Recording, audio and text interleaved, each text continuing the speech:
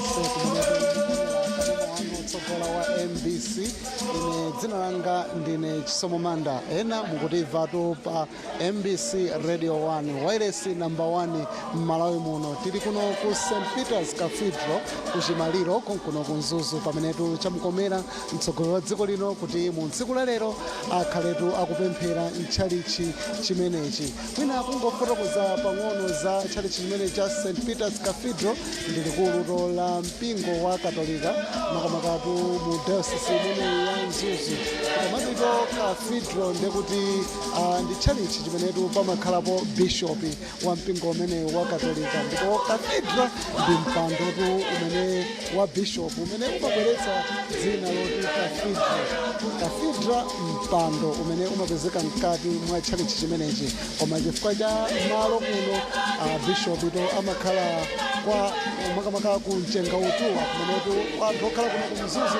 amakudziwa ngati kwa bishop ukangotchula kuti kwa bishop anthu amakudziwa kuti chaku mchenga utuwa uko ndi kumenetu kumakhalatu mtsogoleri makamaka wa tchalichi chimenechi cha Katolika mu diocese ya Mzuzu ndipo pakadali pano pali mabishop awiri Bishop John Lyon komanso Bishop Suzio Nyirenda amene ndi bishop mthandizi amenetu amathandizira Bishop John Lyon pa ntchito zosiyanasiyana zoyendetsa diocese imene ya Mzuzu ndipo mwina kungofotokozaponso kuti mpingo umenewu ndithu ukukula kwa basi kumene chigawo chakumpoto diocese imene ilito atinda Khristu oposa 3,500 nda Khristu amenetu ali pansi pa diocese imene ya Mzuzu ndipotu anthu amene amapemphera pa cathedral pamenepo pa St Peter's ndi anthuto okwana 1,500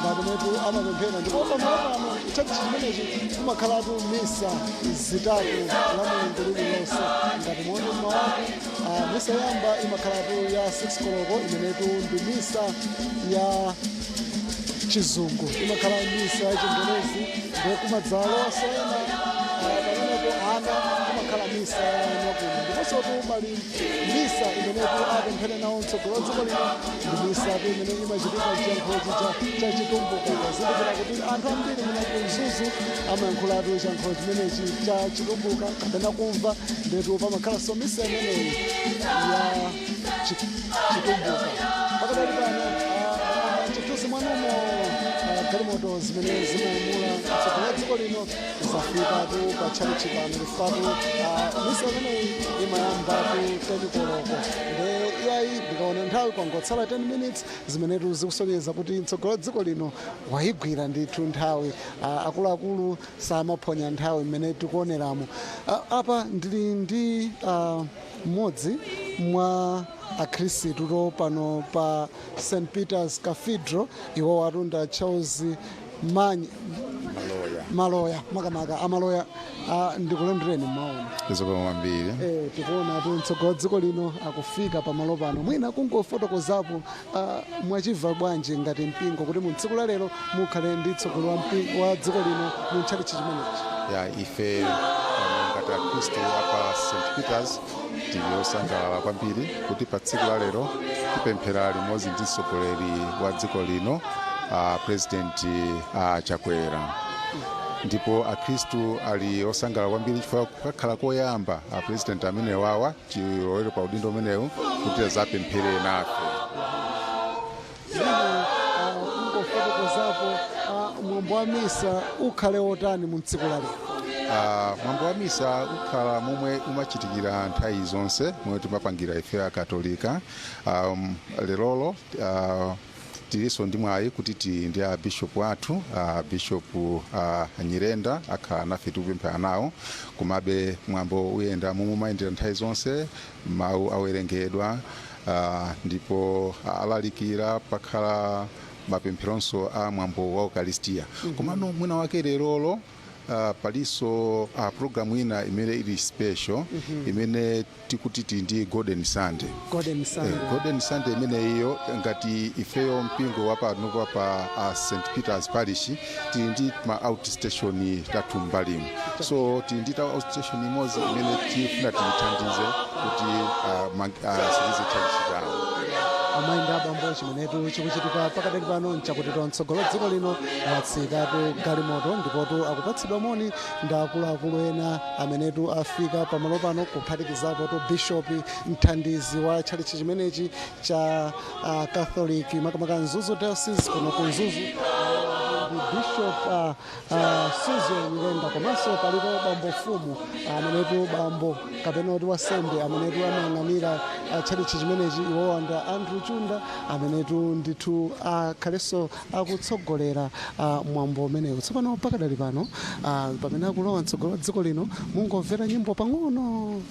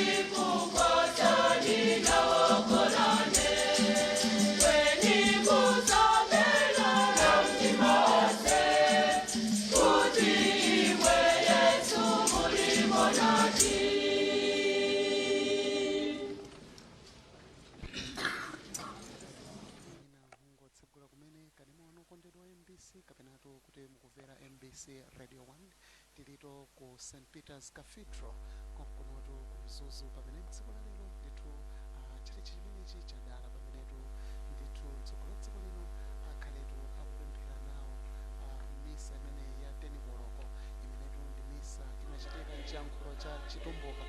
Mtsogolo dziko lino pakadali pano wafika mtchalitchi chimenechi ndipo chimene chitsatire ndi mwambo wa misa ndi asembe apita kaletu kuti akavale then alowe mkatimo kuti mwambo wonse wa misa uchitike. Koma monga mmene munamvera kumayambiriro kuja kutito tsiku la lero ndi Golden Sunday kapena kuti Paper Sunday, tsikuto limenetu ndithu ngati umapereka tsiku la lero umaonjezerapo ndipotu sizimakhalatu ndalama zamangwinjiri ndikuti ndalama zapepala zimathandiza kwambiriso kuyendetsa mpingo umenewu. Nyimbo akuimba pasipo amatero akatolika kuti kalero mpingo unali m'manja mwa azungu, pano mpingo uli m'manja mwathu amalawi nde tiyeni tidzipereka molowa m'manja. Mwina pang'ononso kungofotokoza za tchalitchi chimenechi cha St. Peter's Cathedral chimenechito chili ku Chimaliro makamaka kwa amenetu munafikako ku Mzuzu ndekutito opposite Mzuzu Stadium pamenetu umapeza tchalitchi chimenechi.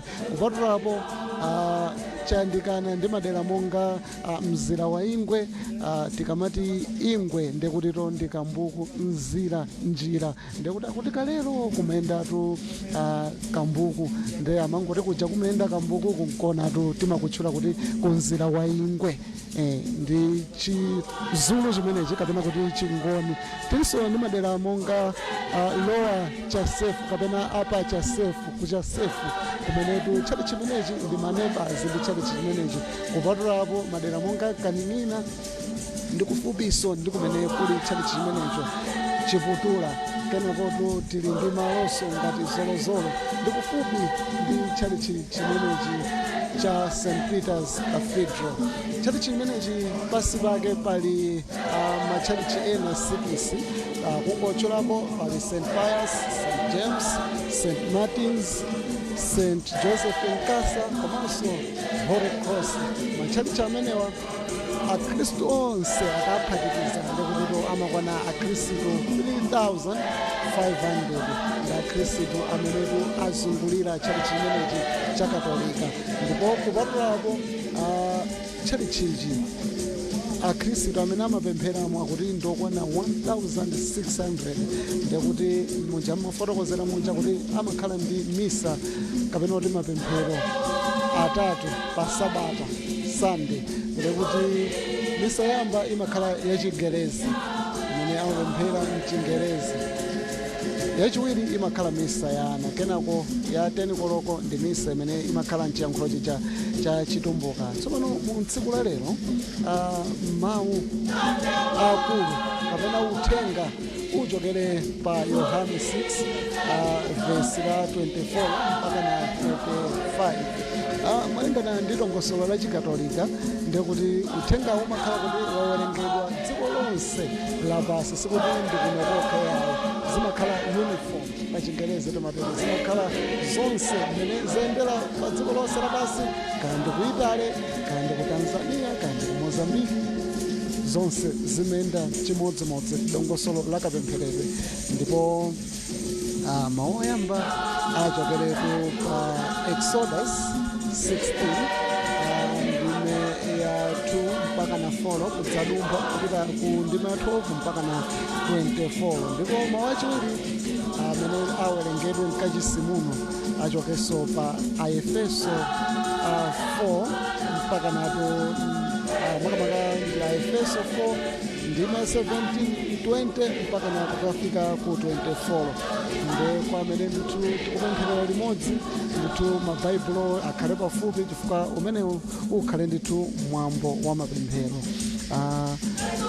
Ndifotokozeponso apa kuti ntchalichi muno mwafikanso anthu ogwira ntchito zosiyanasiyana kuphatikizapo anthu andale komanso anthu ochita bizinesi zosiyanasiyana amenetu amuperekeza mtsogoleri wa dziko lino kumwambo umenewu wa mapemphero.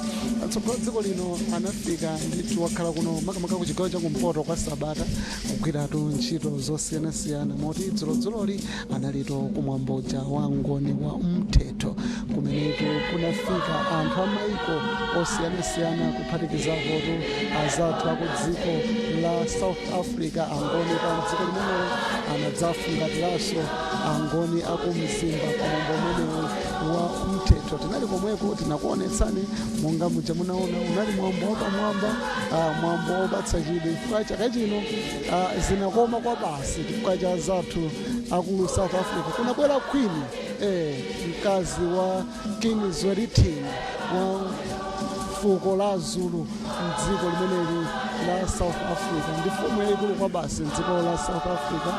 Ndi kupezeka kwawo iyayi kunalemeretsa mwambo umenewu. Nthawi ija ndimachezapo ndi abambo Charles Maloya amenetu ndi chairperson mu mpingo umenewu wa Katolika ku Cathedral, amenetu amatifotokozera zinthu zosiyanasiyana. Amayankhulapo kuti iwowa ndionyadira kuti mu tsiku la lero akhaletu akupemphera ndi mtsogoleri wa dziko lino. Nde mwina Amaloya pang'ono timafotokoza kuti mtsogoleri wa dziko lino wafika pamalo pano, mmandifotokozera za Paper Sunday nakudulani. Ya tumanena kuti lerolo ndi siku lopambanaso pano pa St. Peter's ndi Golden Sunday. Golden Sunday imeneyi imachitika ndithu pakatha miyezi itatu ina iliyonse muchaka. Kumano Golden Sunday ya lero chithandizo chonse zimwe titapereke muno zipita ku outstation ya Holy Cross kumene koko kuli chalichi chimene tikumanga, ndeno ndalama zake ndimene zitakathandizire kuti chachi imene chitika chisirize. Pali zinthu zambiri zoti zichitike pa chachi imenechi, pali kupanga plaster, kupanga zamagesizi ndiponso kuika floor. Tikukamba za mpingo umene wa St. Peter's Cathedral. Ino ndi modzi mwa akuluakulu pa mpingo umene mwina wakula motani mu nzaka zimenezi? Mpingo wa pa St. Peters pano wakula ndithu chifukwa chakuti uli waberekana. Tikamanena ana unali mpingo umodzi waukulu komano pakali panopa taugawagawa ndithu mwachokera mapalishi yangapo tukamba palishi aku St. Benedict ku Chiwavi ndiponso mapalishi ena aku St. Apostles ku Masasa. Pano zikuoneka kuti posekedwa pa mwambo wa misa ukhale ukuyamba pano pa St. Peter's Cathedral pamenetu ndithu tikuti mtsogolo dziko lino ali nawo pa mapemphero amenewa. Nde bwanji titsatire limodzi mwambo umenewo pompanoto pa MBC TV komanso pa MBC Radio 1.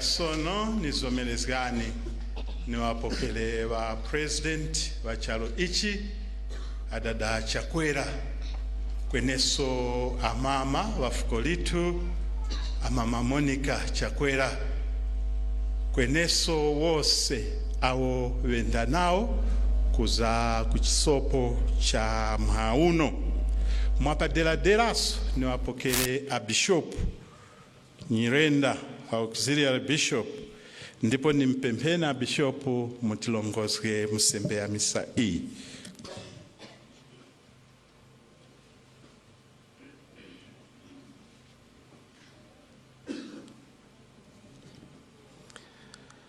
Mzina la wadada na la mwana na la mzimu mutua chawanangwa chafumu yitu Yesu Kristu na chitemwano cha chiuta na umoza wa mzimu mutua vive na mwemose. Sabata ya 18 mchirimika nipo mazyo wa mwanya uno ga kutivumbulira chiuta nga ni chakulya Yesu Kristo chakulya cha umoyo. Nipo mazyo wa kwamba kufuma mbuku la Exodo panyange kuti kufuma tipulikenge umochiuta wakaligesera wa Israeli mchiparamba wakati wazia kweneso mutenga Yesu Kristo wa kujivumbura na kujipereka iye mwene kuti ine ndine chakula cha umoyo. Uyo wakuisa kwa ine walengeine wawenge na umoyo wa mwirahira mwamanyane chakurya cha kukhumbikwa pa umoyo wa munthu aliyonse palije munthu wakukondwa na njala chifukwa njala ikuwa na ukali, njala ikuwa na kudinginyika, njala ikupereka kutaya mtima, njala ingapereka mphatukano na vuwawa. Ipo nyengo zonse apo tatondeka kupanikizga Yesu Kristu ngani chakurya cha umoyo kwizira mmaziko gake na masakramenti gake. Tiyeni pakwamba pa sembe ya misa iyi tidankhe tarapa za kwananga zithu. Kusomera kwa chiuta wa ngongono zonse na kwa imwe babale kuti nananga chomene mano mazo na machitiro na pakuzeza kuchita fuweni nananga kamira jeula kulomba Maria Vigo wakutumikika vangelo na watu wose na imwe babale kuti mlombele kwa chiuta fumitu. Chiuta wa ngongono zonse wa Yesu wakuokeza kwananga zithu na kulongozera umoyo wa mwirahira. Amen.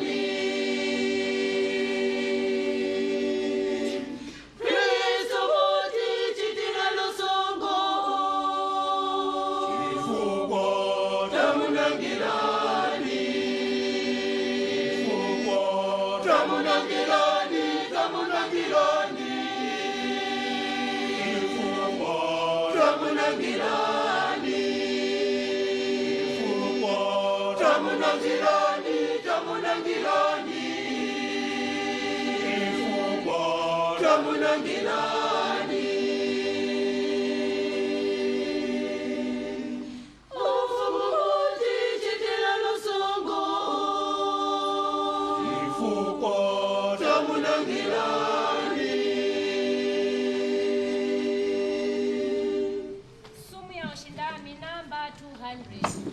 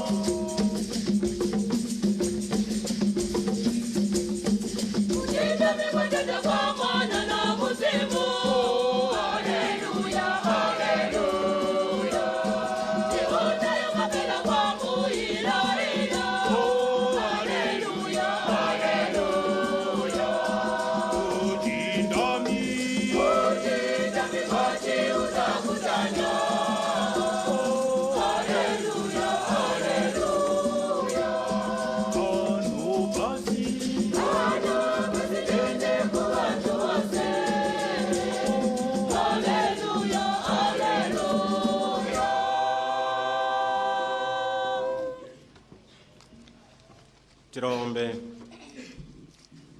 Chiuta wadada sendererani pafupi na watewete vinu ndipo zgorani mawerero wawo na rusungu rwinu ruwambura mpaka kuti ntheura kwa wose awakuthumwa mwa imwe ngandi mulengi na chirongozi wawo muwezgereso mwa iwo ivyo muli kulenga na kusungirira ivyo mwawezgeraso mwa Yesu Kristu mwitu mwana winu uyo ukhala na kuusa pamoza namwe mwene na wene wa mzimu mutua shiuta imoza pera panyengo yambura kumala.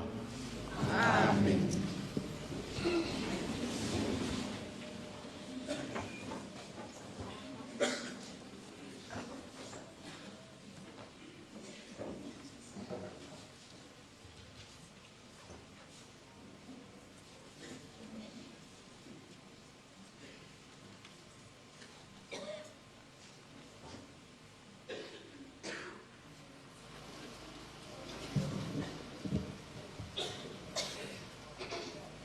Nditi nimulokwesikiraninge vakulya kufumira kuchanya. Mazyo ya chiuta kufuma mbuku la kufuma. Kufuma 16 kwamba mzele wa 2 mpaka 4 ndipo kwambaso 12 mpaka 15.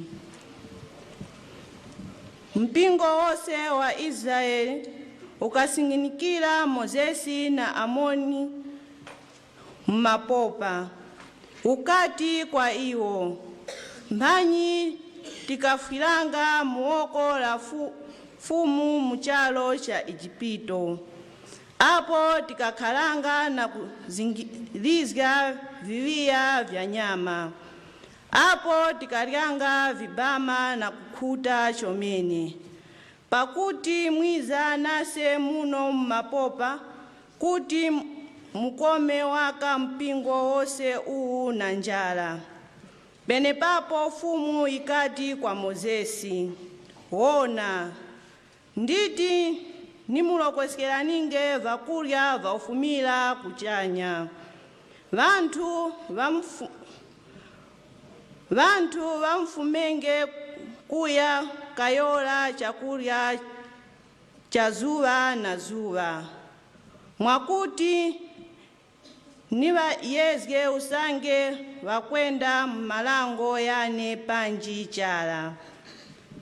Ndapulika kusinika kwa Israeli, uvaphalile uti, namise vamkulya nyama ndiposo na mlenji vamkulya vibama. Penepapo mwakumanya kuti ine ndine fumu chuta winu. Namise mswembe zikiza na ubenekelela msasa wose. Ndipo na mlenji jumi likava zingilizye msasa wose. Ndipo para jumi likakamuka pachanya pose mula muchalo cha mapopa pakava kanthu kachoko kakuti waka ofuofu. Kakava katuva nga kabulunga kamatalala. Para Waisraeli wakakaona, wakafumba wakati, kasi kanthu uli aka, pakuti wakakamanya chala. Mozesi wakaphalira kuti, ni chibama icho fumu ya kupani, kuti mulyenge, mazyo ya shiuta.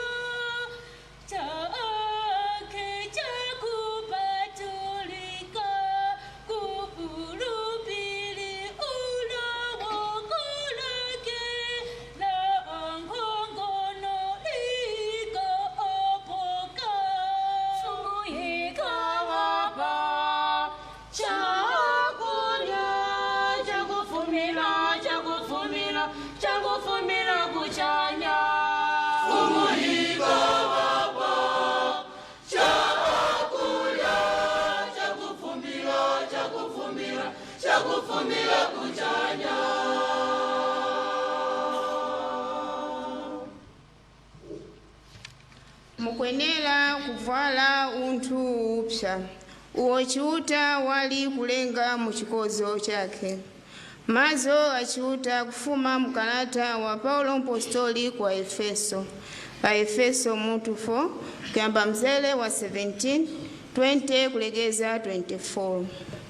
Babali muzina la fumu kuchemeleza kuti muleke kwenda ngamba mitundu awo maanoano awo ngawakawaka uku kuti ndimo mukusambira Kristu chala.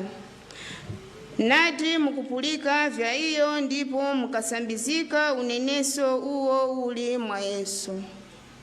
Nteula usanimo kailo kinu kakale, unthu winu wakale, uwo ngwa kunangika na vya kulamphalampa vyake vya kupusika. Mitima inu na maanoano inu vikwenera kuzoka vipsa. Mkwenera kuvala unthu upsa uwo chiuta wali kulenga muchikozo chake mneneso na utuwa wenecho. Mazo ya chiuta.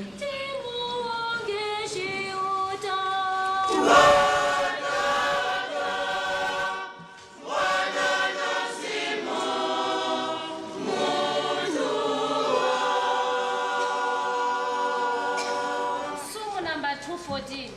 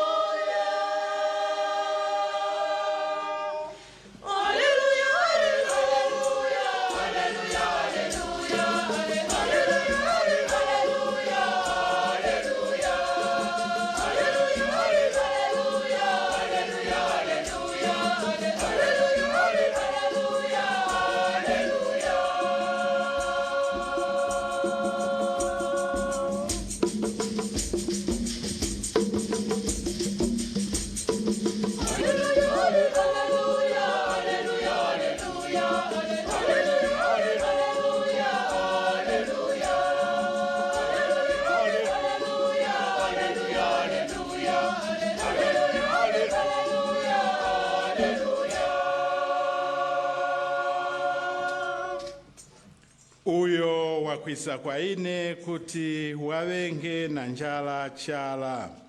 Uyo wakugomeswa mwa ine kuti wati womilwenge chala. Fumu yiwe namwe. Yeso na mzimu winu. Utenga utuwa umo ukalembekera na Yohane. Ushindani kwa imwe fumu.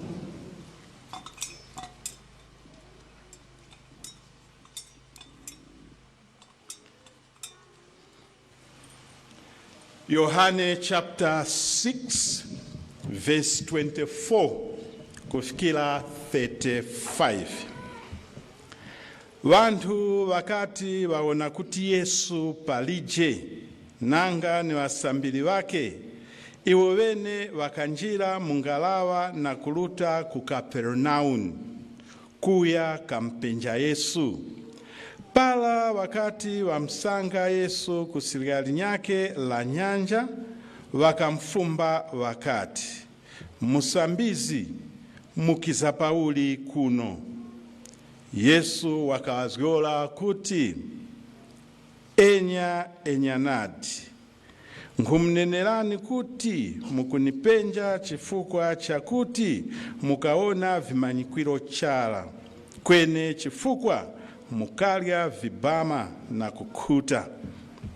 Muleke kutewetera chakurya icho chikumala. Kwene teweterani chakurya icho chikukhalirira mpaka ku umoyo wa mwilaira. Chene icho mwana wa munthu wati wampaninge, chifukwa chiuta wiske walikuwika chipanikizyo pa iye. Ntheula wakamfumba wakati, kasi tikwenera kuchita vichi kuti tichite mulimo wa chiuta? Yesu wakawazgola wakati, mulimo wa chiuta ndi uwu, kuti mugomezge mwamwene uyo wakamtuma. Wakamfumbaso wakati, nchimanyikwiro uli icho mukuchita kuti ise tiwone ndipo tigomezge imwe. Muchitenge vichi? Vasekulu witu vakalya mana mmapopa, ngani umo kulikulembekera kuti wakawapa chibama chakufuma kuchanya kuti valye. Ntheula Yesu wakati kwa iwo, enyanadi nkhumnenelani kuti ndi Mozesi chala uyo wakampani chibama chakufuma kuchanya. Wadada ndiwo wakampani imwe chibama chene icho chikafumira kuchanya. Pakuti chibama cha chiuta ni mwene uyo wakika kufuma kuchanya na kupeleka umoyo kuchalo. Iwo wakati kwa iyo, fumu mutipenge chibama ichi nyengo zose. Yesu wakati kwa iwo, ine ndine chibama cha umoyo, uyo wakwiza kwa ine kuti wawenge na njala chala. Uyo wakugomezga mwa ine kuti womiluwengeso chala. Utenga wa fumu. Uchinami kwa imwe fumu Yesu Kristo.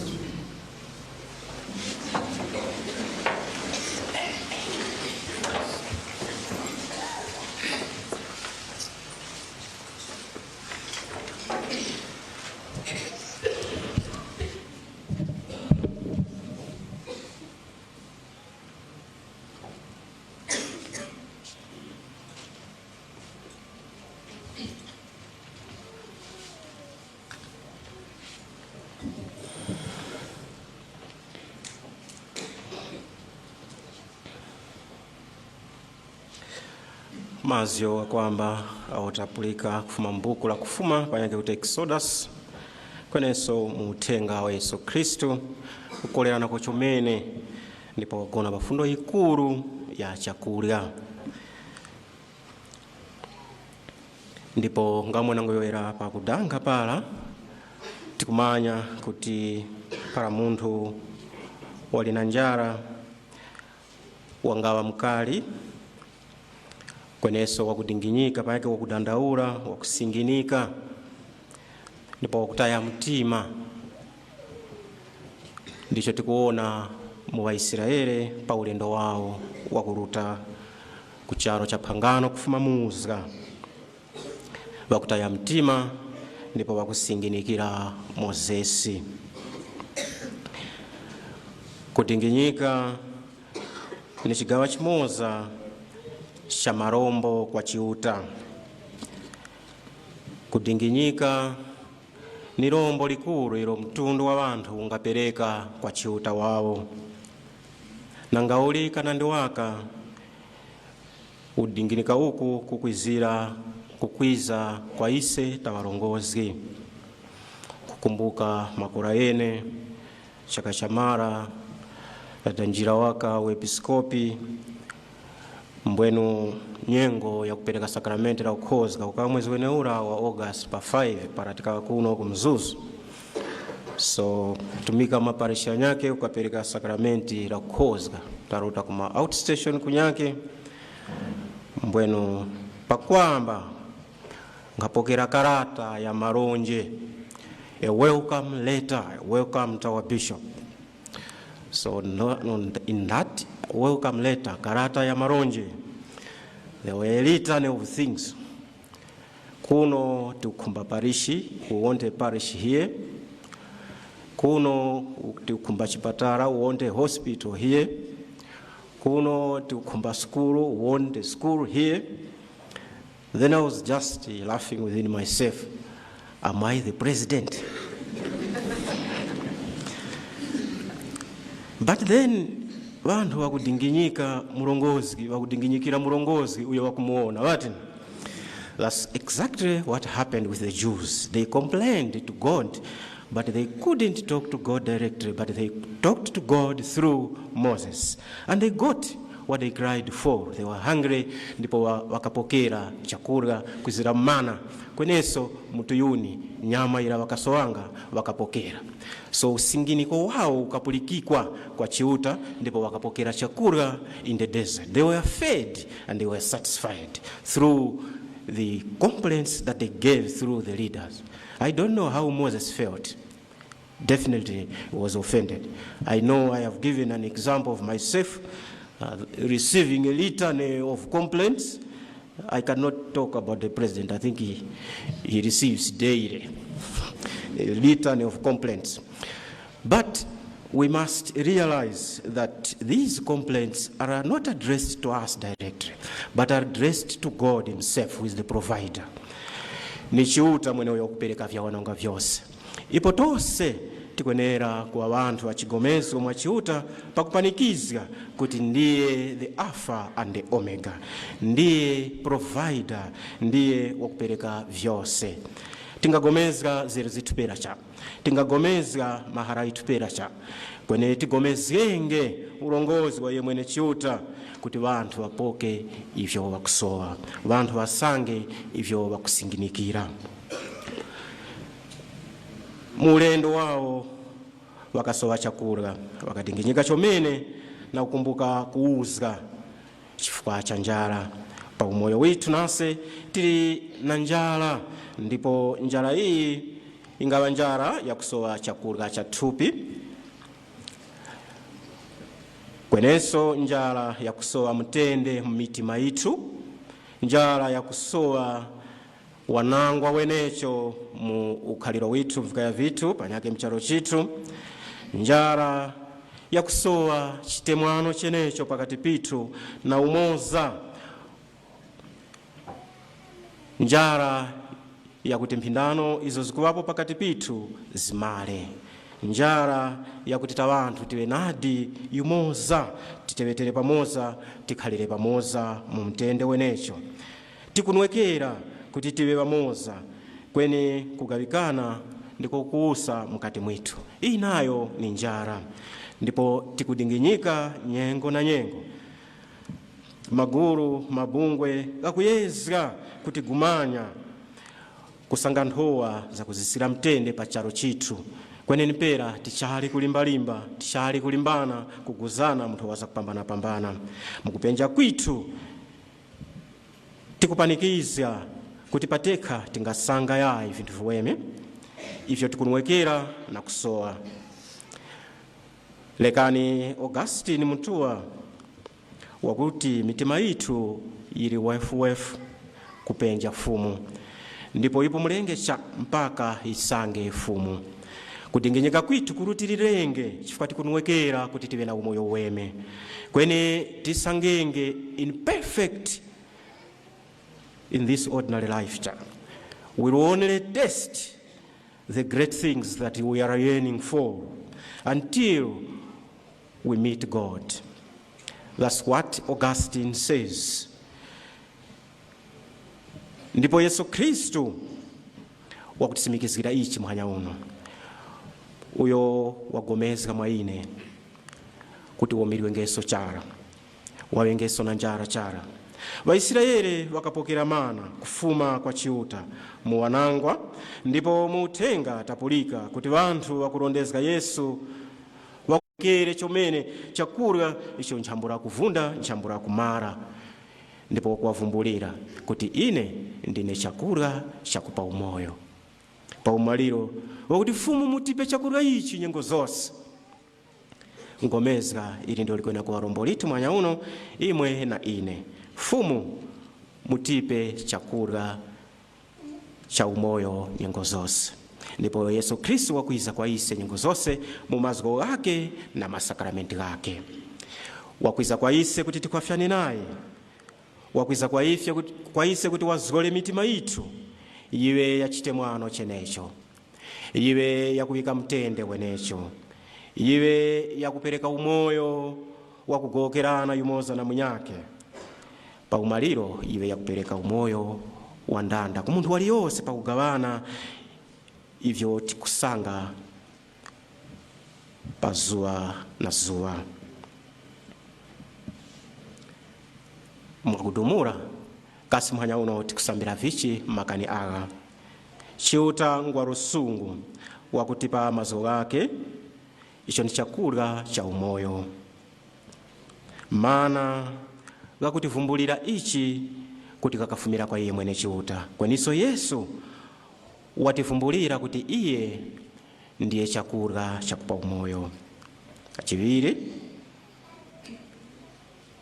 mutima wakupenja nanga uli chiuta wakutipa. Mana mnyengo ya kale Yesu Kristu mnyengo ya sono kweni tingakhazika ngawaka chara pa umoyo witu tikwenera kuwa bantu wakutoka-toka, tikwenera kuwa bantu wakupenja-penja kuti chiuta watipe kuzira mukutoka-toka kwitu. Ndipo hapo tikupenja kugwira ntchito tikumbuke nyengo zonse chiuta ndiyo mwenecho wa vyose. Ipo kusopa panyake kulomba kwendere pamoza na milimo itu ya dazi na dazi. Tukusambiranso kuti chiuta yekha ndiye wakutisenge mizimu itu na kutizgora vya kunwekera vitu ivyo tili navyo pa umoyo witu. Tukunwekera kuwa bantu wakutemwa mtende na wanangwa zawecha. Ndipo ni chiuta mwenecho watovirenge kufisika ichi. Tukunwekera kuwa bantu wakutemwana mcharo chitu ndipo umoza wenecho uonekenge mukhaliro kayoero na pakugawana vya wanangwa vya chiuta wakutipa. Ichi tifisikenge usangeta gomezga iye mwene chiuta nga mwenecho wa vyose. Tukunwekera kuwa bantu wakuchindikana yumoza na munyake, respect for one another. This can only be from God.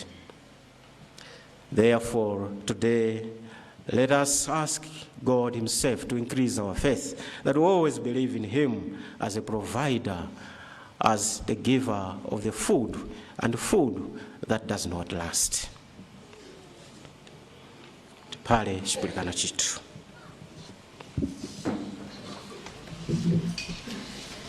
Somo namba 220.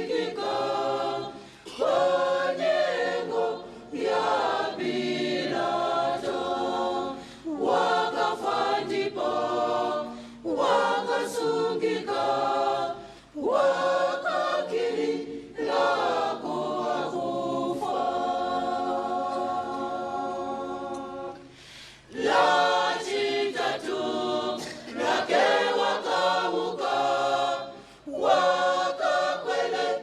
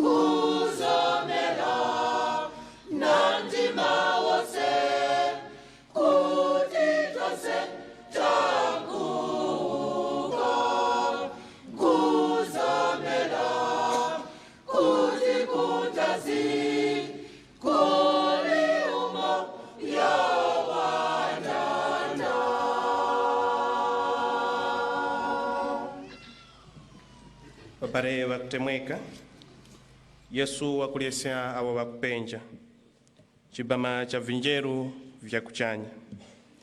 Tieni tilombere fuko la bantu la msuma njala yetu ya chiuta yikutisike.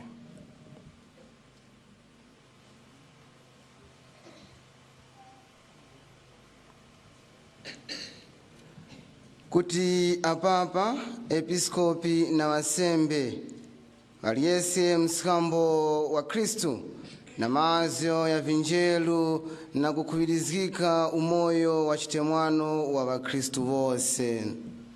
Mfumu mutipulike.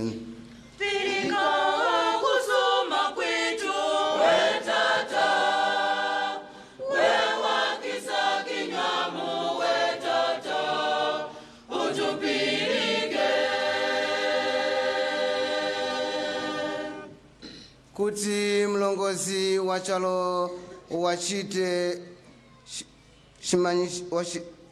kuti mlongozi wa chalo chitu wachite chamachitiko kofwira vanthu kuva na chakulya chakukwanira. Fumu mutipulike.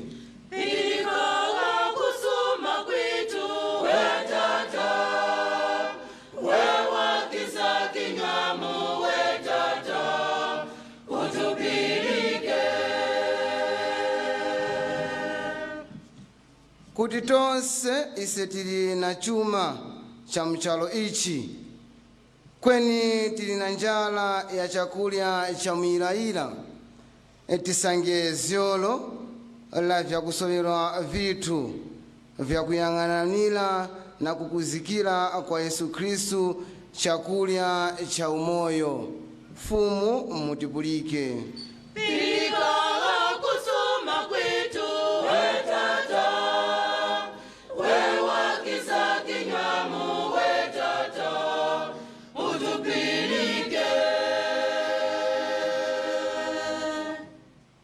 Kuti imwe vatata vitu vakuchanya mufunyemo mwaise mitima yalibwe mwakuti tiyane namwe kwa kukhwalisikeka kwinu mwa vanthu awo vakukhumba mazo yitu mshimwemwe chitu na kuvapo kwitu.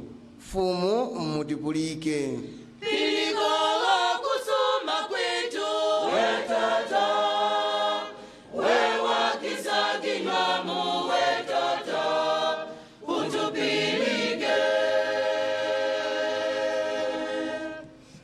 Kuti nyifwa ileke kupatula vabwezi na babale vitu kuchitemwano chinu.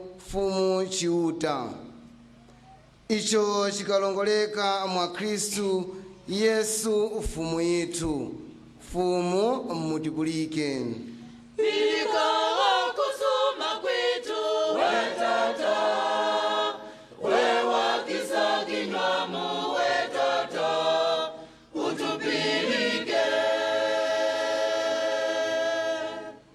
Simoneni Maria wachanamba chakusula. Fumu ili namwe ndimwe wakutumikika kwa kulusa vanakazi wose wakutubikaso mwana wini Yesu. Maria mtuvanyi na ashuta mutulombesa kwananga sona manyengo ya ufa kwitu.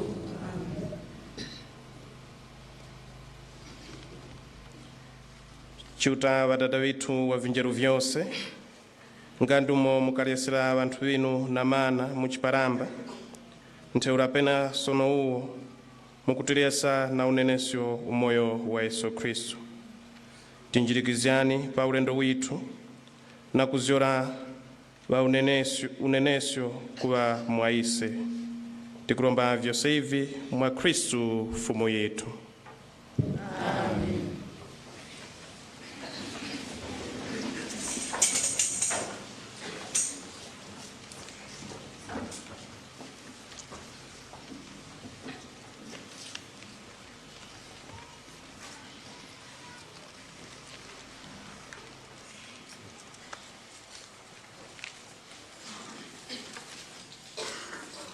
monire onse nga nu mutakhala tikuphalazira kumanyuma mwanya uno tina Golden Paper Sunday iyo tikupanga miyezi 3 iliyonse kumonga chiuta mwapadera enya tikupereka viwongo sabata na sabata kwene pamasabata pa miyezi 3 iliyonse tikumonga chiuta mwapadera pa ivyo wakutichitira iseta wana wake ndipo nga parishi Golden Sunday iyi ikutovwiraso kusangula ndalama za kutovwira pa vitukuko vya upambana ivyo tili navyo pano pa parish na kuma outstation ituo. Treasure wa parish wakati pasapo outline ya vitukuko ivyo tanozga muchaka cha mpingo icho ni kumalizisika chalichi cha Holy Cross kumsongwe kulamya kweniso kunozga chalichi cha ku St. Martins kuchijere tikunozga so chalichi ku St. Pius kweniso tikunozga nyumba ya gulupa ku St. Michael's tikwenera kumalizika Jubilee Square itu pawalo hapo kweniso tina project ya mseu iyo tose tikuiona kuwalo huku ndipo Golden Sunday ya mwanya uno ma proceedings yake ya kuluta ku Holy Cross kulamya uko kuli project ya church hii kumanya panji kuno tingaona makola achata khomaso pawalo hapo kuti tuone oviliwo wanyitu wa Holy Cross wakukhumba pakumaliza chalichi yao ngani nyengo zose pala nachema uzengezgani mlongozi wa uzengezgani wizenge panthaza pa uzanyamula basket kwene mhauno mwapadela valongozi bize wawili fa basket nyake ikhalenge pawalo kuti vanthu akuwalo abanyake panji bakhala kuwalo wa uzengezgani withu vatoleleke kuwalo kwene kuko ma startup akitu ma targets itu ngomezga tikuyakumbukira umogalili pala tikumalizga Golden Sunday itu mwanya uno mauzengezgani itu yayezeske kukwanisika ma targets ayo tili kugawana nga St. Matthias, St. John Paul II, St. Monica, St. Bakita pakumalizga Golden Sunday itu mwanya uno 125,000 iwe kuti yafuma St. Maria Goretti, St. John's, St. Martin's na Marymount tuoneseske kuti takwanisika 75,000 va St. Francisco na va St. Mary's 62,500 St. Teresa, St. Agnes na St. Patrick's tuoneseske kuti takwanisika 37,500 mwauno mwapadela tina mpakati wabadwa mwanya uno wa State House na mweso muna basket inu ndipo imwe mwa State House ndiko kuli chalichilo tikuzenga ndimwe uzengezgani wa Holy Cross iyo na outstation itu so imwe target timpaninge cha mulongole waka kuti uzengezgani witu uli muno vakwaya mutiambilengeko nyimbo niambenge na St. Teresa para St. Teresa ili mkati St. Agnes inozgeke yeo Somo namba 229 Umoyo wane kupeleka kwa iwe Yane vyose kuwezela kwa iwe Umoyo wane kupeleka kwa iwe Yane vyose kuwezela kwa iwe nkuthekatu kuti mwina mungotsekula kumene tu kanema wanu okondedwa wa MBC kapenatu kumvetsera MBC Radio 1 tili kunotu ku St. Peter's Cathedral kumenetu mtsiku la lero chamukomeratu mtsogolo wa dziko lino ndi a First Lady Madam Monica Chakwera kuti to adzapemphere nawo pa mpingo umenewu konkunoto ku Mzuzu.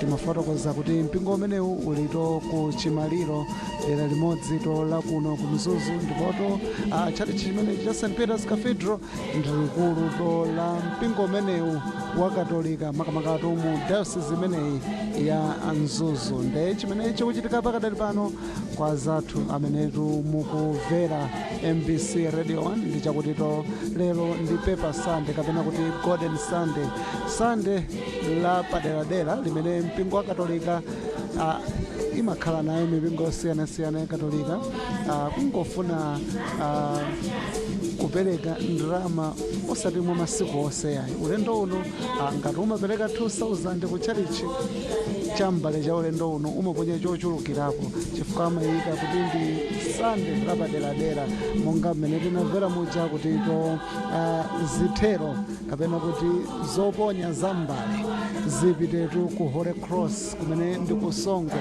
Nde amayankhula amene akuyendetsa makamaka dongosolo limene la Paper Sunday kuti Holy Cross ilito kufupi ndi kumene kuli nyumba ya boma kuno ku Mzuzu.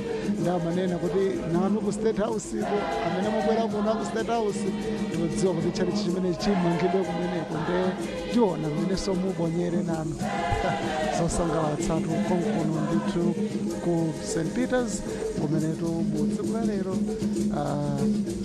ndithu chamukomera mtsogoleri wa dziko lino kuti apemphere nawo.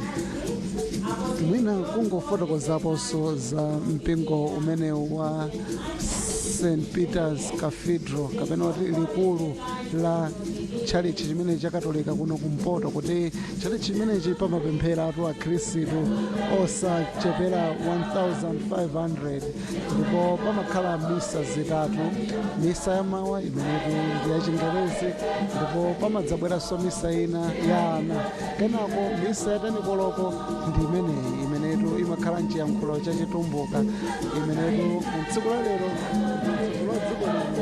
amenetu ali nawo ndithu pa misa imeneyi ndithu. Nde pamene mwambo umene upitirira bwanji ndikusireni m'manja mwa kwaya amenetu akuimba nyimbo za nthetemya komanso anthu kuponya zambale Golden Sunday kuno ku St Peter's Cathedral.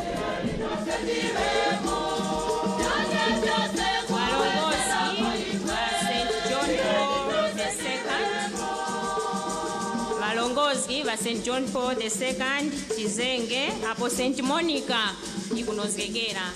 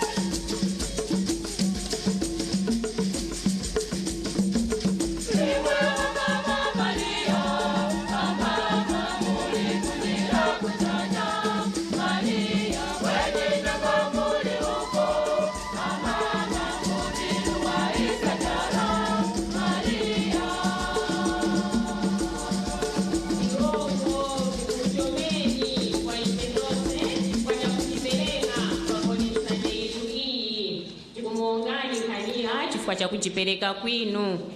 Tikumbusikane waka kuti pa umaliro balongozi tikakumane kukashofesi kuti tikapende viwongo vitu Kristu.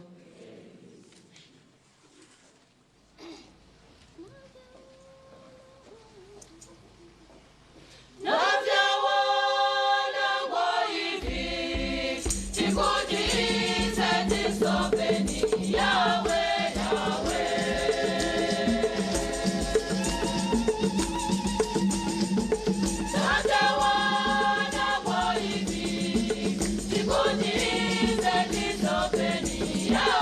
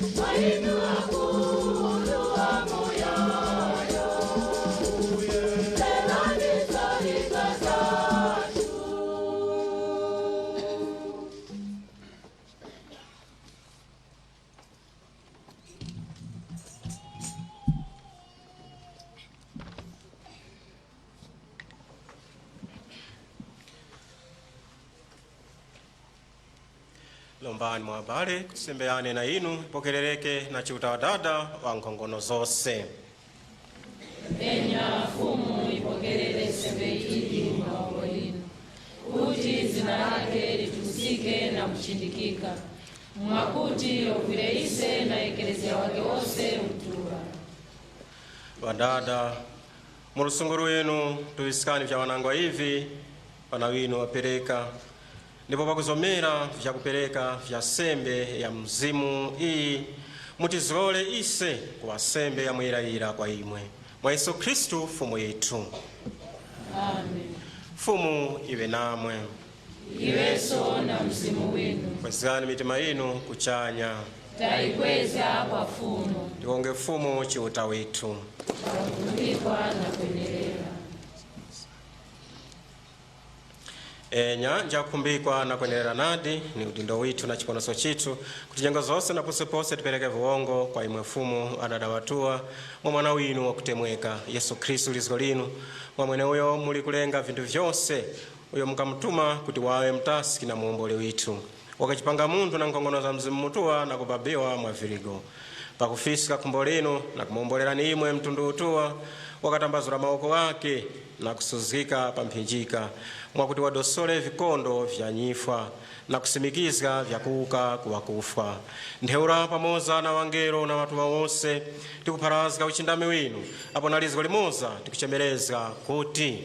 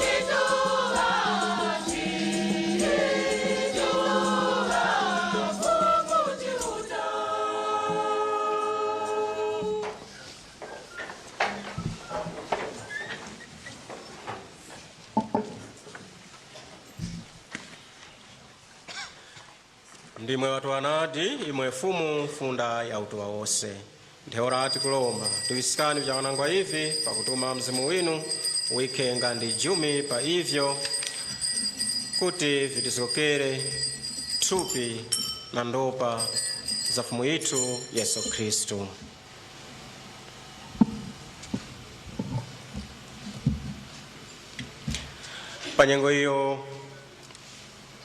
Panyengo iyo wakaperekekera na kusomera kunjira vizigo vyake wakatola chibama na kupereka vuongo wakachimenya na kuchipereka kwa asambiri wake na kuti pokani mose na kurga pakuti ili ntupirane ilo ramperekeka chifukwa cha imwe.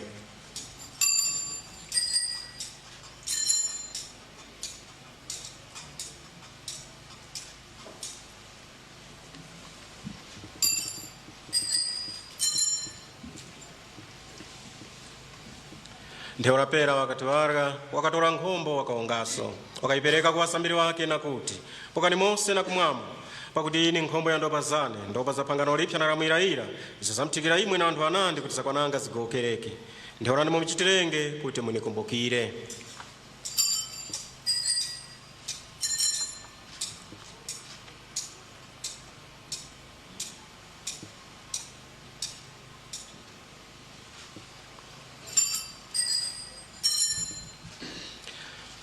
Ya mchindindi vya chipulikano.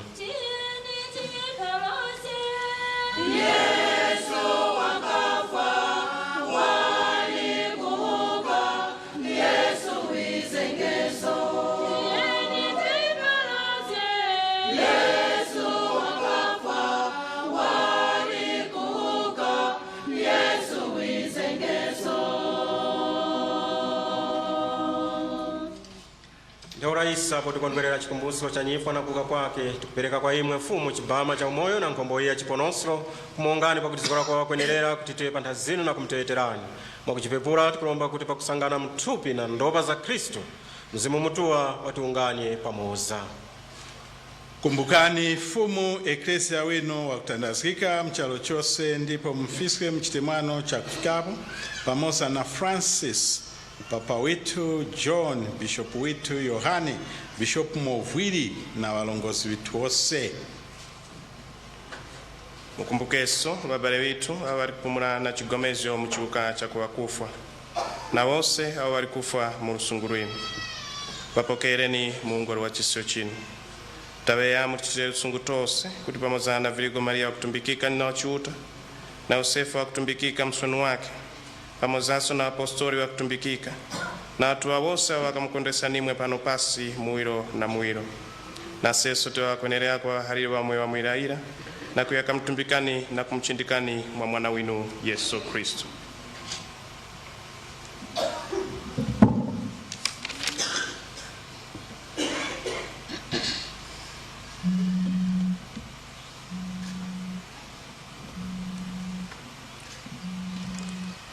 Kuzira mwa iye ndi pamoza na iye ndipo mwa iye imwe chiuta dada nkongono zonse mumoza mzimu mutuwa chindami wonse na tumbiko lonse ni vinu panyengo ya mbura kumala.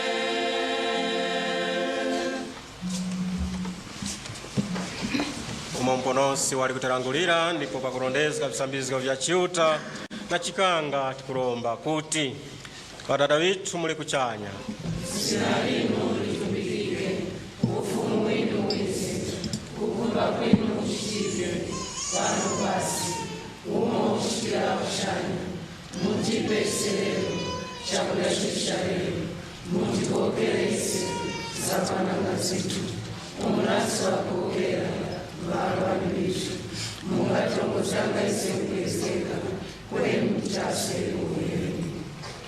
Mutitazike fumu ndikulomba kuheni uli wose mwanangu amtipe mtende umazo wakitu na uvwiri wa lusungu lwinu mutiponosikoza konanga na maunono wose apo tikulindirira chigomezwa cha kutumbikika na kwiza kwa mtasi witu Yesu Kristo.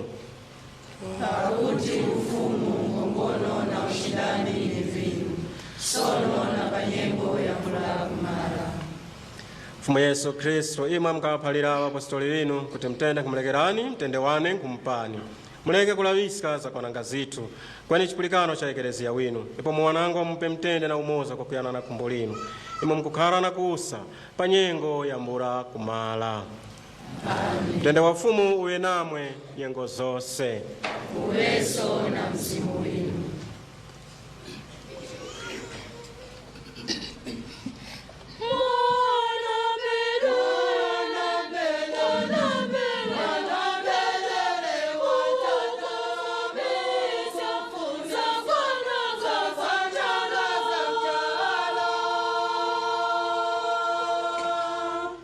Muti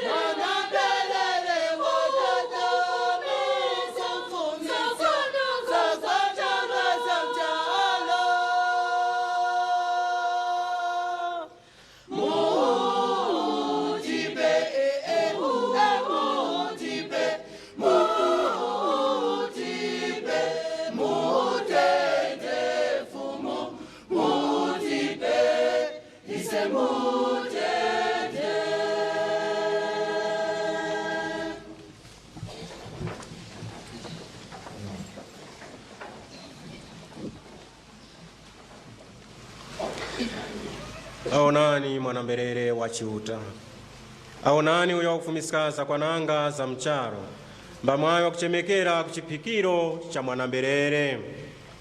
Fumu kuti kwendera chara, kuti muchire mimba yangu, kweni mwewe wakamaso, ndipo simuwane shicheri.